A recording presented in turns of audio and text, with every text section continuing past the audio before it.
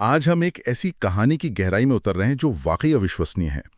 20वीं सदी की शुरुआत और जगह है अंटार्कटिका का बर्फीला वीराना। हाँ, एक ऐसा दौर जब दुनिया के कई कोने अभी भी अनछुए थे। मतलब नक्शे पर बिल्कुल खाली जगह। और खोज का मतलब था सचमुच अज्ञात में कूद जाना। इसे वीर युग भी कहते हैं ना। बिल्कुल। और इसी वीर युग में हम बात करेंगे एक जहाज एंड्योरेंस की, उसके चालक दल की और उनके लीडर सर अर्नेस्ट शैकल्टन की। शैकल्टन, ये नाम ही जैसे दृढ़ता का दूसरा नाम बन गया। सही कहा। ये कहानी सिर्फ भूगोल की नहीं है, बल्कि ये इंसानी सहनशक्ति की, लीडरशिप की और हाँ, प्रकृति की जबरदस्त ताकत के सामने टिके रहने की कहानी है। अंटार्कटिका उस जमाने में, मतलब आज भी है, पर तब तो एकदम अलग ही दुनिया थी। हाँ, सोचिए, कोई इंसान नहीं, कोई जाने पहचाने खतरे नहीं, सिर्फ जमा देने वाली ठंड, बर्फीली हवाएं और मीलों तक बस बर्फ ही बर्फ। ये थी असल परीक्षा, इंसान बनाम प्रकृति और इंसान की अपनी अंदरूनी हिम्मत की भी। बिल्कुल। तो चलिए कहानी को समझने के लिए थोड़ा पीछे चलते हैं उस वीर युग में, ताकि ये समझ आए कि शैकल्टन का 1914 का अभियान इतना बड़ा और महत्वाकांक्षी क्यों माना गया। हाँ, क्योंकि ये सब शैकल्टन के एंड्योरेंस पर जाने से पहले ही शुरू हो गया था। हमें देखना होगा पहले के कुछ ध्रुवीय प्रयासों को, जैसे कप्तान रॉबर्ट फाल्कन स्कॉट का 1901 का डिस्कवरी अभियान। हाँ, कहने को तो वो वैज्ञानिक खोज थी, पर असल मकसद तो कुछ और ही था। क्या था असल मकसद? ब्रिटेन के लिए दक्षिणी ध्रुव पर दावा ठोकना। उस वक्त ये एक बड़ी होड़ थी देशों के बीच। और इसी डिस्कवरी अभियान पर स्कॉट के साथ एक युवा अफसर भी थे, है ना? हाँ, अर्नेस्ट शैकल्टन। वो स्कॉट और डॉक्टर एडवर्ड विल्सन के साथ दक्षिणी ध्रुव की तरफ निकले थे नवंबर 1901 में। और उनकी यात्रा आसान तो नहीं रही होगी? आसान? वो तो भयानक रूप से कठिन थी। करीब 1600 मील की यात्रा। उन्हें भूखा रहना पड़ा, स्कर्वी नाम की बीमारी हो गई। स्कर्वी विटामिन सी की कमी से होती है ना? तकलीफें झेलो। हाँ, ये बाद के ब्रिटिश अभियानों में जैसे एक पहचान सी बन गई, वीरतापूर्ण पीड़ा। और आपने कहा कि उनकी डायरी से पता चलता है कि इसमें से बहुत सी तकलीफें टाली जा सकती थीं। हाँ, ये बड़ी अजीब बात है, जैसे उन्हें स्की चलाना ठीक से नहीं आता था। अंटार्कटिका में बिना स्कीइंग के? हाँ, और ना ही कुत्तों को संभालने का कोई खास तजुर्बा था। जरा सोचिए, 3 लोग स्लेज खींच रहे हैं, स्की स्लेज पर बंधी हुई हैं और कुत्ते बस पीछे पीछे चल रहे हैं। कमाल है।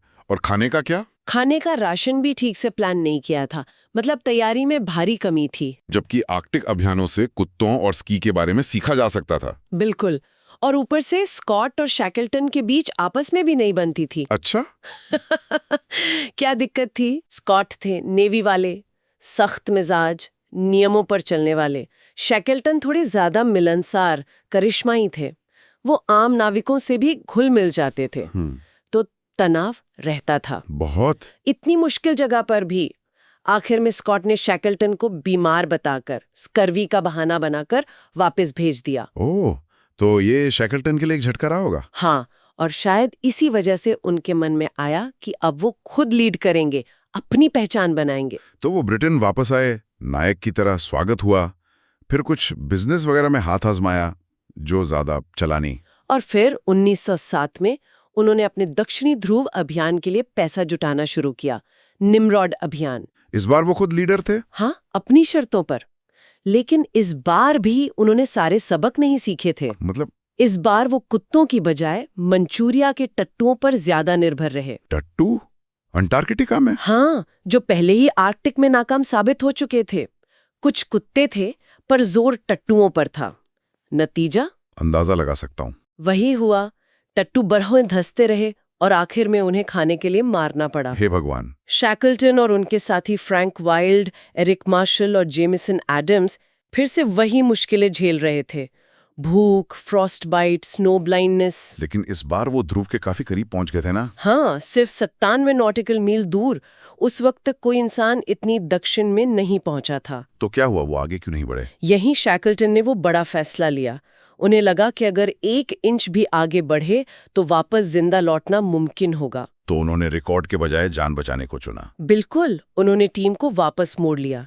ये उनके कैरेक्टर को दिखाता है, अटूट आशावाद, पर साथ ही अपने लोगों के प्रति गहरी जिम्मेदारी। ये वाकई एक बड़ा फैसला था। हाँ, और इसी वापसी यात्रा पर वो छोटी सी घटना हुई थी बिस्किट वाली। हाँ, बताइए उसके बारे में। जब खाना बहुत ही कम था, शैकल्टन ने अपने हिस्से के 4 में से 1 बिस्किट चुपके से फ्रैंक वाइल्ड को दे दिया। वो वाइल्ड ने बाद में लिखा कि वो उस उदारता को कभी नहीं भूलेंगे। ऐसी छोटी चीजें मुश्किल वक्त में टीम में कमाल की वफादारी पैदा करती हैं। और वाइल्ड बाद में उनके सबसे भरोसेमंद साथी बने, एंड्योरेंस अभियान में भी। बिल्कुल, शैकल्टन के सेकंड इन कमांड। अच्छा, इस बीच स्कॉट का क्या हुआ? शैकल्टन तो ब्रिटेन में फिर से हीरो बन गए, उन्हें नाइट की उपाधि भी मिली। हाँ, शैकल्टन अपने निम्रॉड अभियान का कर्ज चुकाने में लग गए। तभी स्कॉट ने दक्षिणी ध्रुव के लिए एक और कोशिश शुरू की। लेकिन इस बार एक ट्विस्ट था। हाँ, इस बार ये नॉर्वे के रोआल्ड एमंडसन के साथ एक रेस बन गई। एमंडसन ने बड़ी चालाकी से अपना प्लान बदला और अंटार्कटिका पहुंच गए। और एमंडसन जीत गए? हाँ, क्योंकि वो कुत्तों और स्की का इस्तेमाल बेहतर जानते थे। वो स्कॉट से लगभग 1 महीना पहले दिसंबर 1911 में ध्रुव पर पहुंच गए। और स्कॉट की टीम जब पहुंची तो उन्हें वहां सिर्फ एमंडसन का टेंट और नॉर्वे का झंडा मिला। स्कॉट की डायरी में वो निराशा साफ दिखती है। और उनकी वापसी? वो एक भयानक त्रासदी थी। थकावट, भूखमरी, ठंड, 5 लोग बर्फ पर ही मारे गए। ओह, वे बहुत दुखद है। हाँ, लेकिन स्कॉट की आखिरी चिट्ठियों ने उन्हें ब्रिटेन में शहीद बना दिया। उनकी बहादुरी की बातें हुई, पर उनकी रणनीतिक गलतियों को नजरअंदाज कर दिया गया। जैसे टट्टुओं पर निर्भर रहना, खराब प्लानिंग। बिल्कुल, कभी-कभी राष्ट्रीय गौरव की भावना ऐसी गलतियों पर पर्दा डाल देती है। और इसी माहौल में जब स्कॉट की मौत का खबर आई, लोगों का ध्यान अंटार्कटिका पर था, तब शैकल्टन ने अपने सबसे बड़े सपने का ऐलान किया। इंपीरियल ट्रांस अंटार्कटिक अभियान। हाँ, मकसद था पूरे अंटार्कटिक महाद्वीप को पैदल पार करना, वेडल सागर से रॉस सागर तक, करीब 1800 मील। उन्होंने इसे कहा आखिरी महान ध्रुवीय यात्रा। उनका तर्क था कि अब जब दोनों ध्रुवों पर इंसान पहुंच चुका है, तो ये आखिरी बड़ी चुनौती ब्रिटिश राष्ट्र के लिए है। जाहिर है, इतने बड़े अभियान के लिए पैसा जुटाना आसान नहीं रहा होगा, खासकर जब यूरोप में युद्ध का माहौल बन रहा था। नहीं, बिल्कुल नहीं। पर शैकल्टन लोगों को अपनी बातों से कायल करने में माहिर थे। तो पैसा कहाँ से आया? कुछ सरकारी मदद मिली, और फिर सर जेम्स कियार्ड जैसे बड़े दानदाताओं ने काफी पैसा दिया। शैकल्टन ने अभियान की फिल्म और तस्वीरों के राइट्स भी पहले ही बेच दिए थे। अच्छा, उस जमाने में भी ये होता था? हाँ, ध्रुवीय खोज की तस्वीरों और फिल्मों का बहुत क्रेज था। और जहाज, एंड्योरेंस। हाँ, उन्होंने नॉर्वे से एक खास तौर पर बनाया गया बेहद मजबूत जहाज खरीदा। नाम था पोलैरिस। लकड़ी का जहाज था, बर्कंटाइन कहते हैं उसे, जिसे बर्फ में चलने के लिए ही डिजाइन किया गया था। और शैकल्टन ने उसका नाम बदल दिया? हाँ, अपने परिवार के मोटो पर रखा, एंड्योरेंस, फोर्टिट्यूड इने विंसिमस, धैर्य से हम जीतते हैं। और एक दूसरा जहाज भी था, ऑरोरा? हाँ, वो रॉस सागर की तरफ से जाना था। उसका काम था रास्ते में खाने पीने के सामान के डिपो बनाना, ताकि शैकल्टन की टीम जब महाद्वीप पार करके पहुंचे तो उन्हें सप्लाई मिल सके। तो अगस्त 1914 में एंड्योरेंस इंग्लैंड से रवाना हुआ, लेकिन तब तक तो यूरोप में पहला विश्व युद्ध शुरू हो गया था। हाँ, युद्ध छिड़ चुका था। शैकल्टन ने अपना जहाज और दल सरकार को सौंपने की पेशकश भी की, लेकिन उन्हें जाने को कहा गया। हाँ, विंस्टन चर्चिल का एक शब्द का टेलीग्राम आया, प्रोसीड, आगे बढ़ो। फिर वो ब्यूनस आयर्स पहुंचे। वहां क्या हुआ? और सामान लादा गया, कुछ अनुशासनहीन नाविकों को हटा दिया गया, और वहीं पर प्रतिभाशाली ऑस्ट्रेलियाई फोटोग्राफर फ्रैंक हर्ले टीम में शामिल हुए। और कुत्ते? हाँ, वहीं से 69 कनाडाई स्लेज कुत्ते भी लिए गए। ये एमंडसन की सफलता से सीखा गया सबक था। लेकिन फिर भी तैयारी में कुछ कमियां थी, है ना? हाँ, हैरानी की बात है, जैसे उनका इकलौता अनुभवी कुत्ता ट्रेनर ऐन मौके पे पीछे हट गया। ओह। और वो कुत्तों के लिए कीड़े मारने की दवा लाना भूल गए, जिसकी बाद में बहुत जरूरत पड़ी। और स्कीइंग? योजना तो रोज 15 मील चलने की थी। हाँ, पर इंग्लैंड से जाने वाले उनके आदमियों में से सिर्फ एक ही स्की चलाना जानता था। ये तो अजीब है। अच्छा, जहाज पर कौन कौन लोग थे? मतलब सिर्फ नाविक? नहीं, वैज्ञानिक भी थे, नाविक भी। और शैकल्टन के अंडर स्कॉट के अभियानों की तरह ऊंच नीच का भेद कम था। सबको जहाज के काम में हाथ बटाना पड़ता था। वैज्ञानिकों को भी रस्से खींचने पड़ते थे? हाँ, एक ने डायरी में लिखा भी कि ये अनुशासन के लिए अच्छा है, भले ही हाथ गंदे हो जाते हैं। फिर उनका आखिरी पड़ाव आया साउथ जॉर्जिया द्वीप। हाँ, अंटार्कटिका का दरवाजा। वहां नॉर्वे के व्हेल पकड़ने वाले लोग थे। उन्होंने स्वागत तो किया, पर एक चेतावनी भी दी क्या चेतावनी? कि उस साल बर्फ की हालत बहुत खराब है। समुद्री बर्फ सामान्य से कहीं ज्यादा उत्तर तक फैली हुई है। उन्होंने कहा थोड़ा इंतजार कर लो। तो उन्हें रुकना पड़ा। हाँ, 1 महीना। इस 1 महीने में क्या हुआ? चालक दल को एक दूसरे को जानने का, अपनी भूमिकाएं समझने का मौका मिला। शैकल्टन के वफादार साथी फ्रैंक वाइल्ड तो थे ही, और कौन थे खास लोग? अनुभवी नाविक एल्फ्रेड चीथम, कमाल के फोटोग्राफर फ्रैंक हर्ले, कलाकार जॉर्ज मार्स्टन, बहादुर आयरिशमैन टॉम क्रीन। टॉम क्रीन तो स्कॉट के साथ भी थे। हाँ, बिल्कुल। और एक थे माहिर बड़ई हेनरी मैग्नीश, जिन्हें सख्त चिप्पी कहते थे। थोड़ी गुस्सैल थे, पर काम में उस्ताद। और वो कहानी भी है एक लड़के की जो छुप के आ गया था। हाँ, पर्स ब्लैकबरो। वो और उसका दोस्त विलियम बेकवेल बुएनस आयर्स में नौकरी ढूंढ रहे थे। बेकवेल को तो ले लिया, पर ब्लैकबरो को मना कर दिया। तो वो छुप गया। हाँ, बेकवेल और एक और नाविक की मदद से एक लॉकर में 3 दिन बाद पकड़ा गया, भूखा डरा हुआ। शैकल्टन ने क्या किया? पहले तो खूब डांटा, मजाक में कहा कि भाई जब खाना कम पड़ता है तो सबसे पहले ऐसे छुप के आने वालों को ही खाया जाता है। लेकिन फिर उसे जहाज की स्टीवर्ड का काम दे दिया। बाद में शैकल्टन उसकी बहुत इज्जत करने लगे थे। तो आखिरकार 5 दिसंबर 1914 को एंड्योरेंस ने साउथ जॉर्जिया छोड़ा और खतरनाक वेडल सागर में दाखिल हुआ। वेडल सागर, ये नाम ही डरावना लगता है भी, अपनी घूमने वाली धाराओं और पैक आइस के लिए कुख्यात है। पैक आइस मतलब समुद्री बर्फ के विशाल तैरते हुए टुकड़े। तो अगले 6 हफ्ते जहाज बर्फ के बीच से रास्ता बनाता रहा। हाँ, बहुत सावधानी से, कभी बर्फ के टुकड़ों से बचते हुए, कभी उन्हें तोड़ते हुए। जैसे जैसे दक्षिण की ओर बढ़े, खुला पानी कम होता गया। क्रिसमस और नया साल जहाज पर ही मना। हाँ, जनवरी 1915 की शुरुआत में उन्होंने अंटार्कटिक महाद्वीप का तट देखा। वो अपने लक्ष्य वासल बे के करीब पहुंच रहे थे, जहां से उन्हें अपनी जमीनी यात्रा शुरू करनी थी। बिल्कुल। उम्मीदें बहुत बढ़ गई थी। लग रहा था बस 1 हफ्ते में मंजिल पर होंगे। लेकिन फिर हाँ, 18 जनवरी को भारी पैक आइस ने उन्हें पूरी तरह रोक दिया। रोक दिया मतलब आगे बढ़ने का कोई रास्ता नहीं बचा। फिर एक उत्तर पूर्वी बर्फीला तूफान आया। उसने बर्फ को महाद्वीप के किनारे पर और कसकर जमा दिया। तापमान भी गिर गया होगा। तेजी से गिरा। जो थोड़ी बहुत ढीली बर्फ थी वो भी जमकर ठोस हो गई। एंड्योरेंस बर्फ में बुरी तरह जकड़ गया। उन्होंने निकालने की कोशिश की। बहुत कोशिश की, छेनी आरी सब लेकर बर्फ काटी, पर कोई फायदा नहीं हुआ। बर्फ बहुत मोटी और मजबूत थी। तो कब तक ये चलता रहा? 27 जनवरी तक ये साफ हो गया कि भाई इस मौसम में तो यहीं फंस गए। अब जहाज बर्फ के साथ धीरे धीरे वेंडल सागर की धारा में बहने लगा, जमीन से दूर। ओह, तो प्लान तो वहीं खत्म हो गया। हाँ, 24 फरवरी को शैकल्टन ने जहाज की नियमित समुद्री दिनचर्या खत्म करने का हुक्म दिया। एंड्योरेंस अब सिर्फ बर्फ में फंसा एक तैरता हुआ ठिकाना था, एक शीतकालीन स्टेशन। अपनी मंजिल से सिर्फ 1 दिन दूर थे वो। हाँ, सिर्फ 1 दिन, और अब बर्फ के कैदी थे और दुनिया से कोई संपर्क भी नहीं था। वायरलेस काम नहीं कर रहा था, किसी को नहीं पता वो कहाँ है। मार्च का महीना आया। अब क्या, बर्फ में फंसे हुए अनिश्चित भविष्य।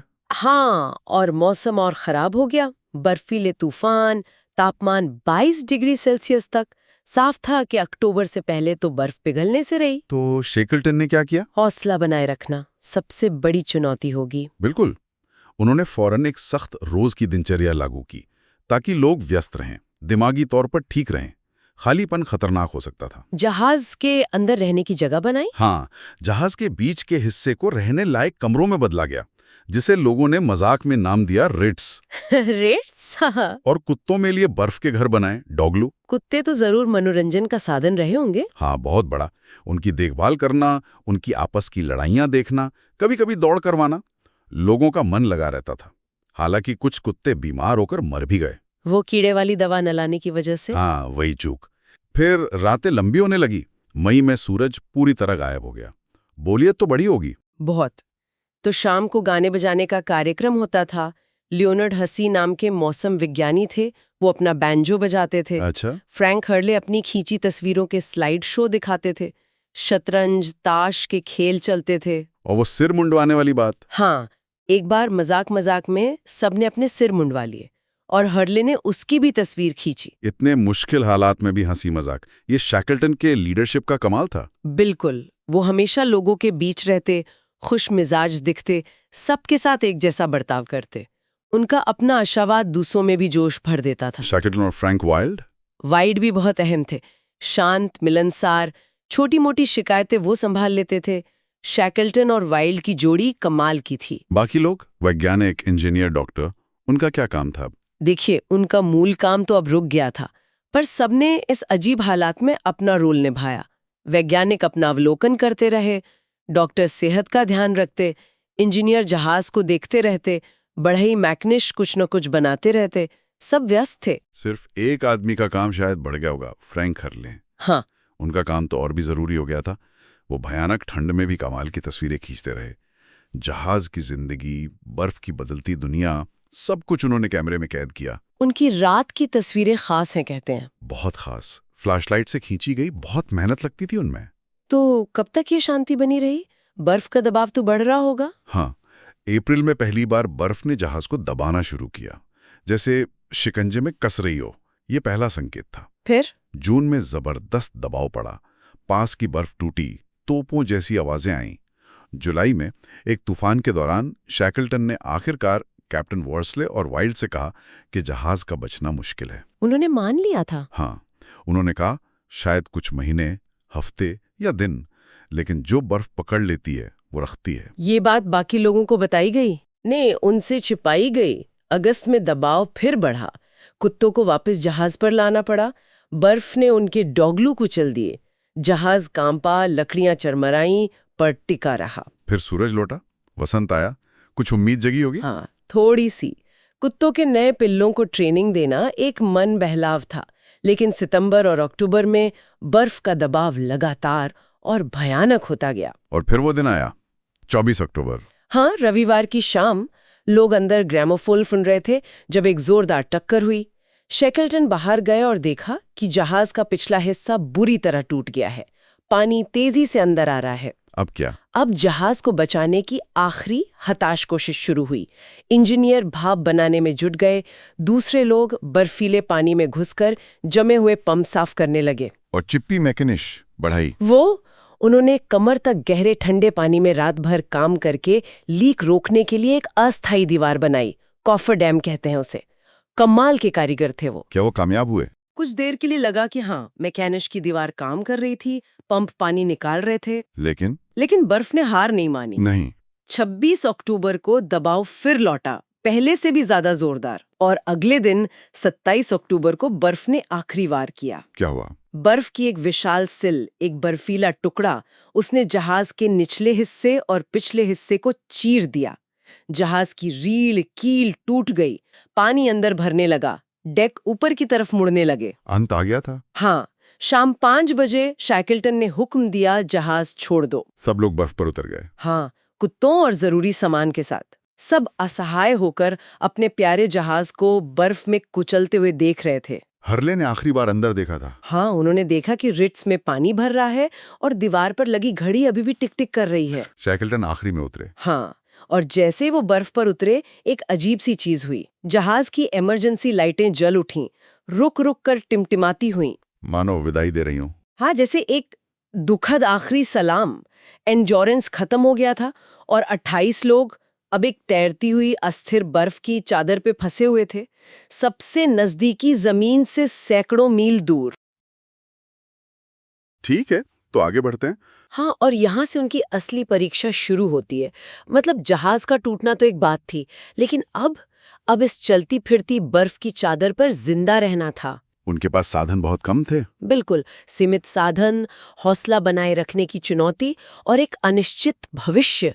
उनका पहला काम था किसी तरह जीने लायक माहौल बनाना। तो उन्होंने पास में ही बर्फ का एक मोटा टुकड़ा देखा, जिसे वो शायद थोड़ा स्थिर मान रहे थे, और उस पर डेरा डाला। हाँ, 5 टेंट लगाए गए, सोने के लिए स्लीपिंग बैग बांटे गए। लेकिन यहाँ भी थोड़ी शिकायतें थीं।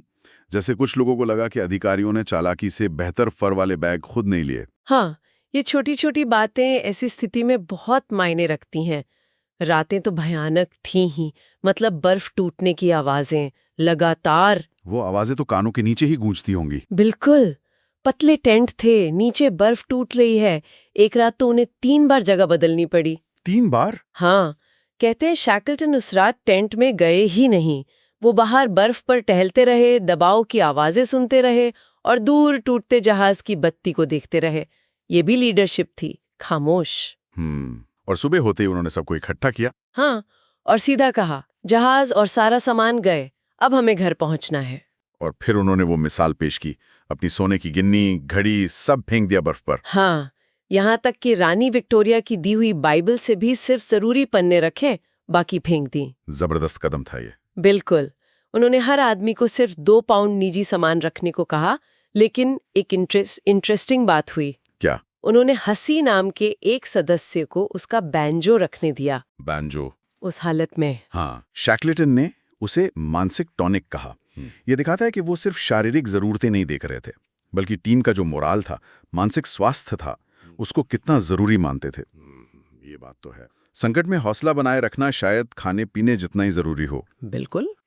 अच्छा, इसके बाद उन्होंने कोशिश की कि नावों और सामान को खींचकर जमीन तक पहुंचाया जाए। एक मार्च शुरू करने की कोशिश की। 15 आदमी एक नाव खींच रहे थे, सोचिए जरा। हाँ, लेकिन बर्फ की हालत बहुत खराब थी। नरम, दलदली सी, चलना लगभग नामुमकिन था। कितना चल पाए वो लोग? पहले दिन मुश्किल से 1 मील, फिर आधा मील, फिर चौथाई। मतलब साफ हो गया कि ये तरीका काम नहीं करेगा। तो फिर? तो शैकलेटन ने अपने साथियों से सलाह की और मार्च रोक दिया। फैसला हुआ कि एक ज्यादा मजबूत बर्फ के टुकड़े पर कैंप लगाएंगे। अच्छा। और बर्फ के पिघलने का इंतजार करेंगे ताकि नावों को पानी में उतारा जा सके। इस नए डेरे का नाम रखा ओशन कैंप। और यहीं पर फोटोग्राफर फ्रैंक हर्ली ने वो कमाल का काम किया। हाँ, तस्वीरों वाला किस्सा। बिल्कुल। वो कमर तक बर्फीले पानी में घुसकर अपनी नेगेटिव प्लेट्स के टिन बचा कर लाए। उस वक्त तस्वीरों को बचाना कमाल है। शैकल्टन ने भी इसका महत्व समझा होगा, वजन तो कम करना था। हाँ, बहुत जरूरी था वजन कम रखना। फिर भी उन्होंने हर्ली को करीब 400 में से 120 सबसे अच्छी प्लेट्स रखने दी। वो जानते थे कि ये तस्वीरें उनकी कहानी कहने के लिए कितनी जरूरी होंगी। दूर की सोच। अच्छा, तो कैंप में फिर एक तरह का रूटीन बन गया होगा। हाँ, धीरे धीरे बना। सुबह सील का मांस, शाम को पेंगुइन का स्टू, रात भर पहरा देना पड़ता था कि कहीं बर्फ टूट ना जाए। और शैकल्टन ने टेंटों में लोगों को भी बहुत सोच समझ कर रखा था शायद, ताकि तनाव कम हो। हाँ, बिल्कुल। जो थोड़े मुश्किल स्वभाव के लोग थे, उन्हें अनुभवी और शांत लोगों के साथ रखा। लेकिन खाने की कमी और एक ही तरह का खाना, ये तो बड़ी समस्या रही होगी। बहुत बड़ी। और कुछ लोग थे जैसे लीस, जो हर चीज का हिसाब रखते थे। वो लगातार खाने की कमी की बात करके तनाव बढ़ाते थे। भले उनकी बात सही थी। हाँ, पर उस माहौल में ऐसी बातें हौसला तोड़ सकती थीं। शैकल्टन को ऐसे लोगों को संभालना पड़ता था। ये एक बहुत मुश्किल संतुलन था, सच्चाई और मनोबल के बीच। और दूसरी तरफ मैकनिश जैसे कारीगर थे। हाँ, हैरी मैकनिश। वो नावों को बेहतर बनाने में लगे थे, खासकर जेम्स कैड नाम की नाव को। उसे भविष्य की किसी मुश्किल यात्रा के लिए तैयार किया जा रहा था। और फिर वो दिन आया, 21 नवंबर 1915। हाँ, शाम का वक्त था। शैकल्टन चिल्लाए, वो जा रही है। एंड्योरेंस। सबने देखा कैसे जहाज का पिछला हिस्सा हवा में उठा और फिर वो तेजी से बर्फीले पानी में समा गई। क्या माहौल हुआ होगा उस वक्त। कहते हैं एकदम खामोशी छा गई। उनका आखिरी सहारा, उनका घर, चला गया। अब वो सचमुच एक तैरते बर्फ के टुकड़े पर अकेले थे। और फिर कई महीने वो उसी बर्फ पर बहते रहे। हाँ, ड्रिफ्ट करते रहे। आखिरकार अप्रैल 1916 में बर्फ तेजी से टूटने लगी। और दूर जमीन भी दिखने लगी थी, एलिफेंट आइलैंड। हाँ, दिखने लगी थी, लेकिन बर्फ का टूटना भी अपने आप में खतरनाक था। उनकी अपने बर्फ की चादर टूटकर छोटी होती जा रही थी। हर पल खतरा बढ़ रहा था। तो अब रुकना मुमकिन नहीं था। बिल्कुल नहीं। 9 अप्रैल को शैकल्टन ने फैसला किया, 3 छोटी जीवन रक्षक नावें थी उनके पास, उन्हें पानी में उतारो। जेम्स कियर्ड, डडली डॉकर और स्टैनकॉम विल्स। हाँ, 28 आदमी, 3 छोटी नावें और सामने खुला, बर्फीला, अनजान समंदर। यहाँ से जो सफर शुरू हुआ, वो शायद बर्फ पर रहने से भी ज्यादा खतरनाक था। पहली रात का अनुभव कैसा रहा? भयानक। वो एक बर्फ के टुकड़े पर रुके थे रात के लिए, जो रात में टूट गया। अरे! एक आदमी, अर्नेस्ट होलनेस, अपने स्लीपिंग बैग समेत बर्फीले पानी में गिर गया।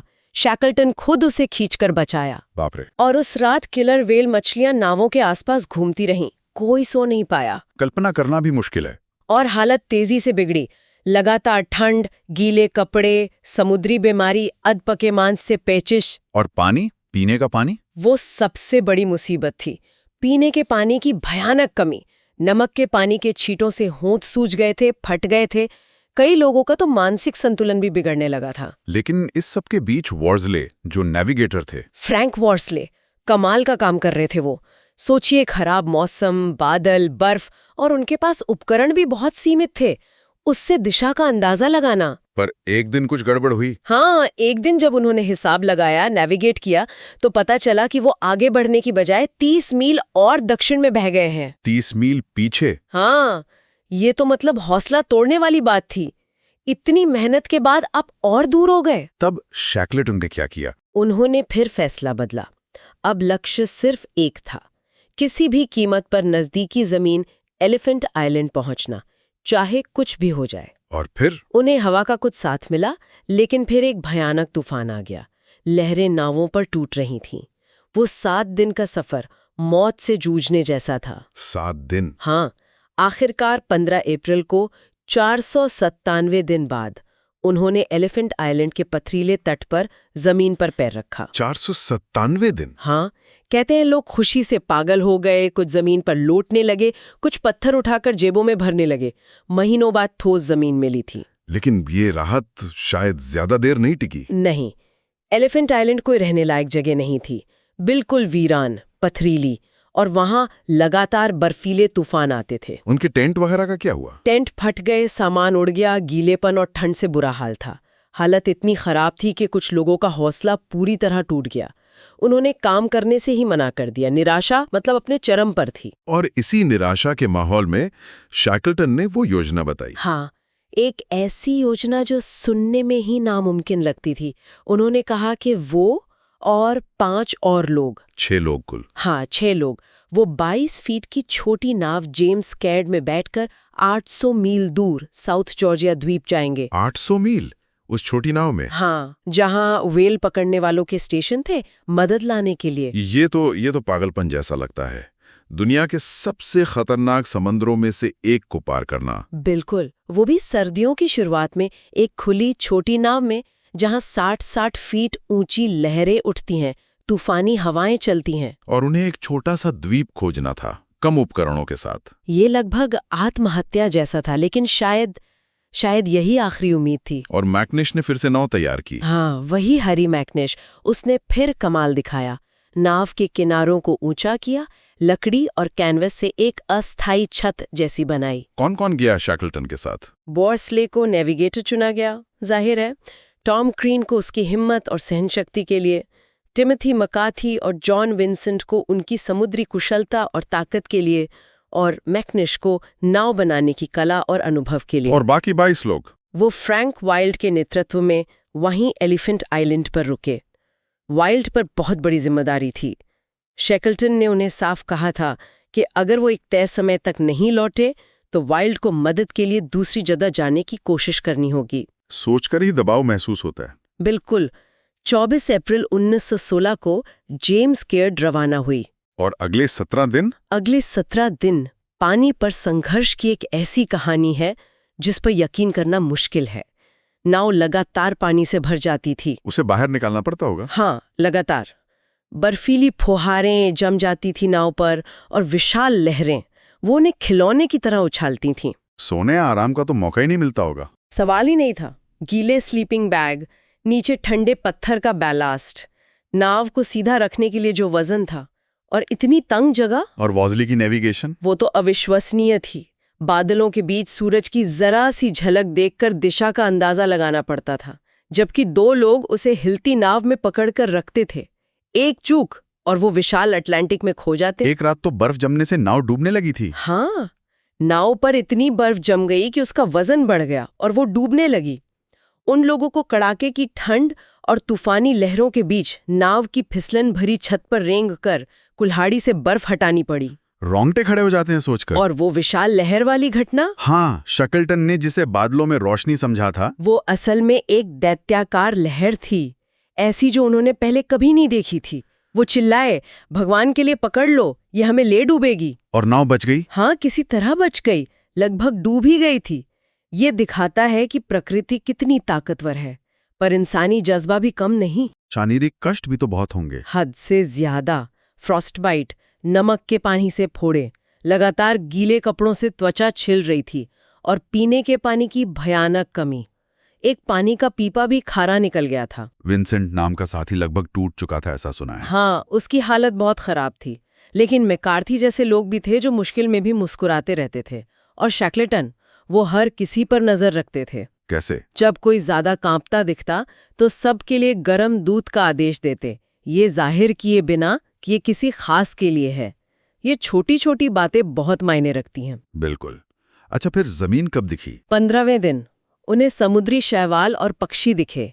ये संकेत थे कि जमीन पास है। बॉसली की नेविगेशन काम आई। बिल्कुल। उनकी अविश्वसनीय नेविगेशन की वजह से वो साउथ जॉर्जिया के पास पहुंच गए। लेकिन तभी एक और भयानक तूफान ने उन्हें घेर लिया। फिर से? हाँ, वो चट्टानों से टकराने से बाल बाल बचे। उतरना भी आसान नहीं था। आखिरकार 10 मई को 17 दिन की यात्रा के बाद वे किंग हॉकॉन बे की एक सुनसान खाड़ी में सुरक्षित उतरे। क्या राहत मिली होगी। हाँ, उतरते ही वे मीठे पानी के झरने पर टूट पड़े। ये सफर वाकई समुद्री इतिहास की सबसे महान नाव यात्राओं में गिना जाता है। ये सिर्फ नाव चलाना नहीं था, ये इंसानी इच्छा शक्ति की मिसाल है। लेकिन कहानी यहाँ खत्म नहीं हुई। नहीं, बिल्कुल नहीं। वो साउथ जॉर्जिया तो पहुंच गए, पर वेल स्टेशन, वो द्वीप की दूसरी तरफ थे। था, और नाव की हालत इतनी बुरी थी कि उससे समंदर के रास्ते वहां जाना बहुत खतरनाक था। तो शैकल्टन ने एक और असंभव सा फैसला किया। उन्होंने फैसला किया कि वो, वॉस्ले और क्रीन, 3 लोग द्वीप के बर्फीले पहाड़ी अंदरूनी हिस्से को पैदल पार करेंगे। पैदल? उस अनजान इलाके को? हाँ, एक ऐसा रास्ता जिसे पहले किसी ने पार नहीं किया था। ऊंचे पहाड़, गहरी दरारें, विशाल ग्लेशियर, और उनके पास कोई नक्शा भी नहीं था। इसकी तैयारी कैसे की? मैकनीश, जो नाव की यात्रा से बहुत थक गया था और फ्रॉस्टबाइट का शिकार था, उसने फिर भी उनके जूतों में नाव से निकाली कीलें ठोकी ताकि बर्फ पर थोड़ी पकड़ बनी रहे। और सामान? वो बिना स्लीपिंग बैग के निकले। सिर्फ 3 दिन का राशन, रस्सी और एक बढ़ई का रंदा, बर्फ काटने के काम आने वाला औजार। बस इतना ही? हाँ। 19 मई की रात, पूर्णिमा थी, वो निकल पड़े। और अगले 36 घंटे? अगले 36 घंटे एक और अविश्वसनीय यात्रा थी। नरम बर्फ में कमर तक धंसना, ग्लेशियरों और दरारों से बचते हुए आगे बढ़ना, खड़ी चढ़ाइयां चढ़ना। रास्ता भटकने का डर भी रहा होगा। कई बार लगा कि रास्ता भटक गए हैं, वापस मुड़ना पड़ा। थकान और ठंड जानलेवा थी। एक बार तो नीचे उतरने का कोई रास्ता ही नहीं दिख रहा था एक ऊंची चोटी से। तो क्या किया? उन्होंने रस्सी के सहारे बर्फ पर फिसलकर नीचे आने का जुआ खेला। एक खतरनाक दांव था, लेकिन उसने कई घंटे बचा दिए। वो लगातार चलते रहे होंगे। हाँ, लगभग लगातार। कहते हैं एक बार सुबह शैकल्टन ने बाकी दोनों को 5 मिनट सोने दिया, पर खुद जागते रहे। उन्हें डर था कि अगर सब सो गए तो शायद कभी उठ ही ना पाए। 36 घंटे तक चलना उस माहौल में, ये सोचना भी मुश्किल है। हाँ, ये शारीरिक सहन शक्ति से ज्यादा शायद मानसिक दृढ़ता की परीक्षा थी। और फिर उन्हें वो आवाज सुनाई दी। 20 मई की सुबह 30 घंटे से ज्यादा चलने के बाद उन्हें दूर से वेल स्टेशन की सीटी सुनाई दी। काम शुरू होने का सिग्नल। महीनों बाद इंसानी दुनिया की पहली आवाज। हाँ, इस आवाज ने उनमें जैसे नई जान डाल दी। आखिरी कुछ मील बहुत थका देने वाले थे। एक बर्फीले झरने से नीचे उतरना भी पड़ा। आखिरकार दोपहर 3 बजे लगातार 36 घंटों के सफर के बाद वे स्ट्रॉमनेस स्टेशन पहुंच गए। उनकी हालत क्या थी उस वक्त? कोई पहचान नहीं सकता था। चेहरे काले से काले, बाल उलझे हुए, कपड़े फटे हुए थे। स्टेशन मैनेजर, जो शैकल्टन को पहले मिल चुका था, वो भी नहीं पहचान पाया। और जब शैकल्टन ने अपना नाम बताया था, लेकिन साउथ जॉर्जिया पार करने की उस 36 घंटे की यात्रा के बारे में शैकल्टन, वॉर्सले और क्रीन तीनों ने बाद में एक अजीब बात कही। क्या? उन्हें ऐसा महसूस हुआ कि वे 3 नहीं बल्कि 4 लोग थे। 4? हाँ, एक अतिरिक्त उपस्थिति का एहसास। कोई और भी था जो चुपचाप उनके साथ चल रहा था। ये तो बड़ा अजीब है ना? ये अनुभव सोचने पर मजबूर करता है कि जब इंसान अपनी सहन शक्ति की आखिरी हदों को छूता है तो क्या होता है। क्या कोई अनदेखी शक्ति वाकई मदद करती है, या ये सिर्फ थके हुए दिमाग का एक वहम है? क्या था वो? अच्छा, तो कहानी शुरू होती है जब लीडर अर्नेस्ट शैकल्टन और उनके 5 साथी मदद लाने के लिए एक छोटी सी नाव जेम्स कैड उसमें निकल पड़ते हैं। पीछे छूट जाते हैं 22 लोग एक अनिश्चित भविष्य के साथ। और फिर कमान संभालते हैं फ्रैंक वाइल्ड, जो शैकल्टन के डिप्टी थे। उनकी पहली कोशिश होती है बर्फ में गुफा बनाने की, लेकिन वो कामयाब नहीं होती। असल में लोगों के शरीर की गर्मी से ही बर्फ पिघलने लगती है, जिससे सब कुछ और गीला और ठंडा हो जाता है। हाँ, और वो जगह भी, मतलब जहां वो फंसे थे, वो भी कोई महफूज ठिकाना नहीं था। एक बहुत ही संकरी पथरीली जमीन का टुकड़ा था और तेज हवाओं और ऊंची लहरों के बिल्कुल सीधे निशाने पर। पास में एक ग्लेशियर भी था, जिससे अक्सर बर्फ के बड़े बड़े टुकड़े टूटकर गिरते रहते थे, जो मतलब किसी के लिए भी जानलेवा साबित हो सकते थे। ऐसे में सिर छिपाने के लिए एक ढंग की जगह बनाना सबसे पहली जरूरत थी। तो यहीं पर उनका वो क्या कहते हैं जुगाड़ो दिमाग काम आता है। उन्होंने 2 नावों को, जिनका इस्तेमाल तब तक सामान ढोने के लिए होता था, उन्हें उल्टा करके दीवारों की तरह खड़ा किया, बीच में पत्थर वगैरह भरे और ऊपर लकड़ी के तख्ते रखकर पूरे ढांचे को पुराने तंबुओं के कैनवस से ढक दिया। और बस बन गई उनकी झोपड़ी, जिसे उन्होंने मजाक में स्नगरी नाम दिया। हाँ, स्नगी। और अंदाजा लगाइए, 22 लोग इतनी छोटी सी जगह में। कुछ लोग नावों की सीटों पर सोते थे, कुछ नीचे उस बर्फीली गीली जमीन पर। अंदर हमेशा वो सील की चर्बी जलाने वाले स्टोव का धुआं और सीलन भरी ठंडक रहती थी। वाइल्ड ने खुद इसे सार्डीन्स कहा था, जैसे सार्डीन मछली के डिब्बे में ठूंस कर भर दिया गया हो। बिल्कुल। और इस मुश्किल माहौल में व्यवस्था बनाए रखना बहुत जरूरी था, और वाइल्ड ने यह काम बखूबी किया। उन्होंने एक सख्त दिनचर्या लागू की। सुबह उठने का एक खास नारा होता था, lash up and stow, the boss may come today. अपना सामान बांधो और रखो, बॉस आज आ सकते हैं। ये रोज दोहराई जाने वाली लाइन सिर्फ अनुशासन ही नहीं थी, बल्कि एक तरह से उम्मीद जगाए रखने का एक तरीका भी थी, चाहे वो उम्मीद कितनी भी कमजोर क्यों ना हो। दिन भर के काम बटे हुए थे, जैसे सील और पेंगुइन का शिकार करना, उनकी खाल उतारना, झोपड़ी की मरम्मत करना। हाँ, और खाने का जिक्र आते ही थोड़ी मुश्किल और बढ़ जाती है।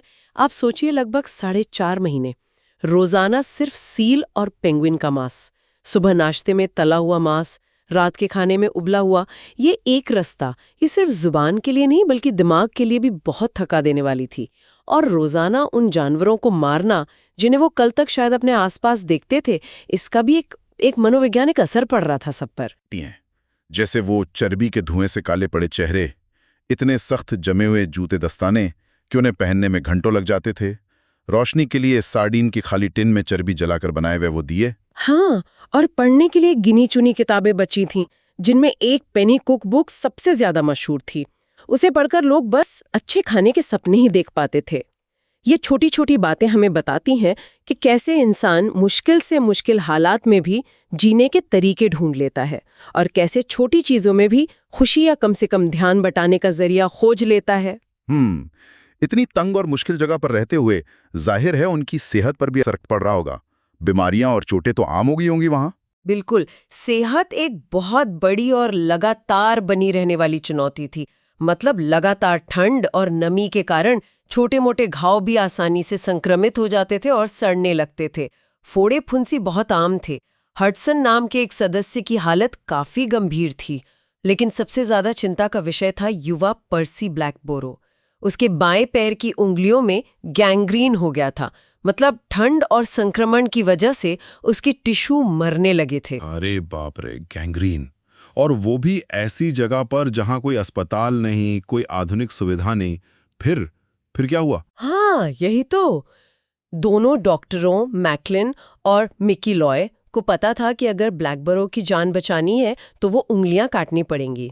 उन्होंने थोड़े बेहतर मौसम का इंतजार किया और फिर 15 जून को उसी तंग धुएं वाली झोपड़ी के अंदर ऑपरेशन किया गया। आप सोचिए, खाने के बक्सों को जोड़कर ऑपरेटिंग टेबल बनाया गया। स्टोव में पेंगुइन की खालें चलाकर झोपड़ी को थोड़ा गर्म करने की कोशिश की गई और खाना पकाने वाले बर्तन में औजार उबाले गए। मैकलिन ने क्लोरोफॉर्म सुंघाया और मिकी लॉय ने ऑपरेशन किया। ये मतलब उनकी कुशलता और हिम्मत का सबूत है। और बाकी लोग वो सब कहाँ थे इस दौरान? बाकी सभी लोग बाहर बर्फीली हवा में चिंता के साथ इंतजार कर रहे थे। और एक और बात, स्टोर कीपर लीज, उसकी चिंता ये थी कि कहीं उसके पास बचा हुआ थोड़ा सा क्लोरोफॉर्म खत्म न हो जाए, क्योंकि अगर उसे कुछ हो गया तो फिर एनेस्थीसिया नहीं बचेगा। ये दिखाता है कि हर कोई अपने तरीके से इस स्थिति का बोझ उठा रहा था। जैसे जैसे सर्दियां घेरी हुई होंगी, हालात और मुश्किल होते गए होंगे। दिन छोटे, रातें लंबी। हाँ, दिन मुश्किल से 6 घंटे का रह गया था। लोग दिन के करीब 17 घंटे अपने सोने वाले थैलों में ही बिताते थे। झोपड़ी के अंदर गंदगी बढ़ती जा रही थी, चर्बी, धुआं, कालिक, जानवरों का खून, पिघलती हुई बर्फ और वो गुआनो मतलब पक्षियों की बीट।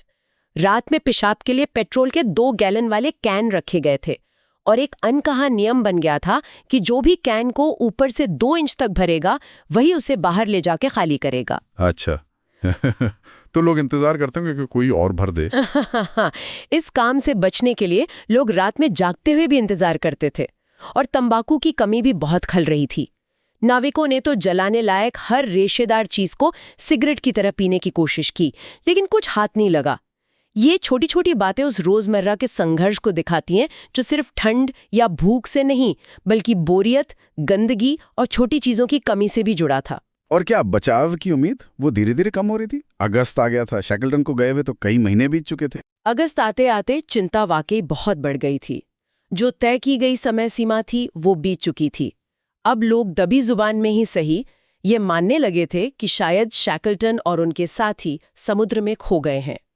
इसी माहौल में वाइल्ड ने चुपचाप लकड़ी के टुकड़े और कीलें जमा करने का आदेश दिया। ये एक गुप्त योजना थी, अगर बचाव नहीं आया तो उन्हें खुद यहां से निकलना होगा। तैयारी थी एक और नाव यात्रा की, डिसेप्शन आइलैंड तक, जो करीब 250 मील दूर था। बाप रे, एक और नाव यात्रा? जेम्स कैट जैसी। हाँ, ये एक ऐसा भयानक विकल्प था जिसके बारे में कोई सूचना भी नहीं चाहता था, क्योंकि इसका मतलब था कि जेम्स कैट पर गए सभी लोग मारे जा चुके हैं।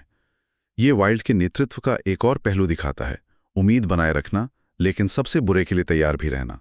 लेकिन फिर वो दिन आया, 30 अगस्त। हाँ, 30 अगस्त। सुबह मौसम साफ था, लोग अपने रोज के काम में लगे थे, बर्फ हटाना, खाने के लिए शंख वगैरह ढूंढना। दोपहर के खाने का वक्त था। वाइल्ड सबको वो सील की हड्डियों का सूप दे रहे थे। तभी बाहर से कलाकार मैटिन भागता हुआ आया और हांफते हुए चिल्लाया, वाइल्ड, एक जहाज दिख रहा है। वो पल कैसा रहा होगा? सालों का इंतजार, महीनों की नाउम्मीदी, और फिर अचानक एक जहाज। कल्पना करना भी मुश्किल है। सब लोग अपनी झोपड़ी से बाहर भागे, कुछ तो दरवाजे को तोड़ते हुए निकले। फोटोग्राफर हर्ली ने तुरंत पैराफिन और चर्बी से आग जलाई ताकि जहाज वालों को संकेत मिल सके। एक छोटा काला जहाज, शायद एक टगबोट जैसा, उनकी तरफ आ रहा था, जिस पर चिली का झंडा लगा था। और फिर उन्होंने जहाज से उतरती एक छोटी नाव में शैकल्टन को देखा। शैकल्टन और टॉम क्रीन। आखिरकार। हाँ, सब एक साथ चिल्लाए, सब ठीक है। वाइल्ड ने बाद में लिखा कि उस पल उनकी आंखों में आंसू थे। शैकल्टन के चेहरे पर जो राहत थी वो शायद ही किसी ने पहले देखी हो। सिर्फ 1 घंटे के अंदर सभी 22 लोगों और उनके थोड़े से सामान को बचाओ जहाज येल्चो पर चढ़ा लिया गया। हर्ली ने अपनी कीमती तस्वीरें और फिल्म बचा लीं। थॉमस लीस लगभग पीछे ही छूट गया था, क्योंकि वो झोपड़ी के पास शैकल्टन को घुमाने का इंतजार कर रहा था। अरे एलिफेंट आइलैंड को छोड़ते हुए मन में मिले जुले भाव थे। उस भयानक जगह से निकलने की राहत और उस जमीन के प्रति एक अजीब सा जुड़ाव जिसने उन्हें पनाह दी थी। और जब ये लोग आखिरकार दुनिया में वापस पहुंचे तो क्या वो दुनिया वैसी थी जैसी वो छोड़ के गए थे? मुझे लगता नहीं। बिल्कुल नहीं। वो 1914 में निकले थे और अब 1916 खत्म होने वाला था। इस बीच पहला विश्व युद्ध शुरू हो चुका था और उसने सब कुछ बदल दिया था। लाखों लोग मारे जा चुके थे। वीरता और बलिदान के मायने बदल गए थे। उनकी कहानी बेशक दुनिया भर में बड़ी खबर बनी, लेकिन खासकर ब्रिटेन में सरकारी स्वागत बहुत ठंडा रहा। लोगों का ध्यान अब ध्रुवीय खोजकर्ताओं से ज्यादा युद्ध के मैदान के नायकों पर था। दुनिया आगे बढ़ चुकी थी और उनका संघर्ष, जो उनके लिए जीवन मरण का प्रश्न था, अब एक बदली हुई दुनिया के लिए सिर्फ एक और खबर थी। शैकल्टन के लिए भी ये अंत नहीं था। उन्हें अभी और काम करने थे शायद। हाँ, शैकलटन को पहले अभियान के दूसरे हिस्से रॉस सी पार्टी के बचे हुए लोगों को बचाना था, जो अंटार्कटिका के दूसरी तरफ फंसे थे और जहां 3 लोगों की मौत हो चुकी थी। युद्ध के बाद उन्होंने अपनी किताब साउथ लिखवाई, जो काफी सफल रही, लेकिन कहा जाता है कि उन्हें इससे कोई खास पैसा नहीं मिला। वो बेचैन थे, युद्ध में कोई बड़ी भूमिका न मिल पाने से निराश थे और आर्थिक तंगी से भी जूझ रहे थे। उन्होंने एक आखिरी अभियान, क्वेस्ट अभियान शुरू किया, जिसमें कई पुराने साथी भी शामिल हुए, लेकिन उनकी सेहत वो जवाब दे चुकी थी। जनवरी 1922 में साउथ जॉर्जिया पहुंचने के ठीक बाद सिर्फ 47 साल की उम्र में दिल का दौरा पड़ने से उनका निधन हो गया। उन्हें वहीं दफनाया गया। शैकलटन की नेतृत्व क्षमता के बारे में क्या कहा जा सकता है? मतलब उसी ने इन लोगों को बचाए रखा है ना? उनकी नेतृत्व क्षमता वाकई असाधारण थी। वो जानते थे कि साधारण लोगों से असाधारण काम कैसे करवाना है। वो छोटी छोटी बातों का ध्यान रखते थे, अपने लोगों की ज़रूरतों को समझते थे और उनमें ये आत्मविश्वास जगाते थे कि वो किसी भी मुश्किल का सामना कर सकते हैं। एलिफेंट आइलैंड पर वाइल्ड का नेतृत्व भी इसी का प्रमाण था। उन्होंने शैकलटन की सिखाई बातों को ही आगे बढ़ाया। ब्रिटेन में शायद उन्हें उतनी प्रसिद्धि नहीं मिली जितनी कैप्टन स्कॉट को मिली, लेकिन उनकी कहानी धीरज, नेतृत्व और मानवीय भावना की एक अमर गाथा बन गई। और उन 22 लोगों का क्या हुआ जो एलिफेंट आइलैंड पे फंसे थे? उनकी जिंदगी आगे कैसे बढ़ी? क्या सब ठीक रहा? उनकी कहानियां भी बहुत अलग अलग रहीं और अक्सर आसान नहीं थीं। कुछ तो जल्द ही युद्ध का शिकार हो गए, जैसे टिम मैकार्थी, जो जेम्स केड की उस ऐतिहासिक यात्रा का हिस्सा थे। बचाव के कुछ ही महीनों बाद नौसैनिक कार्रवाई में मारे गए। और एल्फ्रांस चीथम, एक अनुभवी नाविक, युद्ध विराम से कुछ हफ्ते पहले एक जर्मन पनडुब्बी हमले में मारे गए। ये दिखाता है कि खतरा सिर्फ अंटार्कटिका में ही नहीं था। हाँ, ये तो है। और क्या दल में कोई तनाव या विवाद भी था जो बात तक चला? हाँ, एक बड़ा विवादास्पद मुद्दा था। 4 लोग, बढ़ई हैरी मैकनिश, चिप्पी, विलियम विंसेंट, अर्नेस्ट हॉलनेस और जॉन स्टीफेंसन को पोलर मेडल न दिया जाना। ये उस समय ध्रुवीय खोजकर्ताओं के लिए ब्रिटेन का सर्वोच्च सम्मान था। मैकनिश, जिसने जेम्स केड नाव को समुद्री यात्रा के लायक बनाने में सबसे महत्वपूर्ण भूमिका निभाई थी, इस फैसले से बहुत निराश और कह सकते हैं कि कड़वा हो गया। डॉक्टर मैकलन ने भी बाद में इसे एक गंभीर अन्याय माना। ये घटना दिखाती है कि कैसे अभियान की सफलता के पीछे के व्यक्तिगत संघर्ष और योगदान को कभी-कभी नजरअंदाज कर दिया जाता है और कैसे आपसी मतभेद लंबे समय तक कड़वाहट पैदा कर सकते हैं। अच्छा, कुछ और प्रमुख लोगों के जीवन के बारे में बताइए, कैसे गुजरी उनकी जिंदगी इस अनुभव के बाद? हाँ, कुछ प्रमुख उदाहरण हमें अलग अलग रास्ते दिखाते हैं। जैसे मैकनिश, वो न्यूजीलैंड चले गए, बुढ़ापे में गरीबी में जिए, लेकिन डॉक वॉकर्स उनका बहुत सम्मान करते थे। वो हमेशा इस बात का जिक्र करते थे कि शैकलटन ने उनकी प्यारी बिल्ली मिसेस चिपी को बर्फ पर मार दिया था। ये उनके लिए एक व्यक्तिगत चोट जैसी थी। और टॉम ग्रीन आइलैंड लौटकर अपने गांव में साउथ पोल इन नाम का पब खोला और एक शांत पारिवारिक जीवन बिताया। लगता है जैसे उन्होंने रोमांस से किनारा कर लिया था। वहीं फ्रैंक वर्जली, जो जेम्स क्रेड के नेविगेटर थे, वो जीवन भर रोमांच की तलाश में रहे। युद्धों में हिस्सा लिया, खजाना खोजा, जैसे वो उस एड्रेनलिन को फिर से जीना चाहते हों। और फ्रैंक वाइल्ड, शैकलटन के सबसे भरोसेमंद साथी। वाइल्ड दक्षिण अफ्रीका में खेती करने गए, लेकिन असफल रहे और शराब की लत का शिकार हो गए। शायद उन पर उस अनुभव का बोझ बहुत ज्यादा था। फ्रैंक हर्ली, वो फोटोग्राफर, वो एक बेहद सफल फोटोग्राफर बने, लेकिन कहा जाता है कि उनकी बाद की तस्वीरों में वो गहराई नहीं थी जो एंड्योरेंस अभियान की तस्वीरों में थी। और लियोनेल ग्रीनस्ट्रीट, वो अभियान के आखिरी जीवित सदस्य थे जिनका 1981 में निधन हुआ। उन्होंने पाल वाले जहाज़ों के युग से लेकर इंसान के चांद पर पहुंचने तक का समय देखा। कमाल है, कितने अलग अलग रास्ते। हाँ, ये अलग अलग रास्ते हमें दिखाते हैं कि कैसे एक ही चरम अनुभव अलग अलग लोगों पर अलग अलग तरह से असर डालता है। कुछ लोग शांति पाते हैं, कुछ कड़वाहट में जीते हैं, कुछ उसी रोमांच की तलाश में रहते हैं और कुछ उस बोझ तले दब जाते हैं। ये भी ध्यान देने वाली बात है कि जब वो 1914 में निकले थे, तब भी दुनिया बदल रही थी। भाप के जहाज आ रहे थे, अभियानों के लिए पैसा जुटाने के तरीके बदल रहे थे।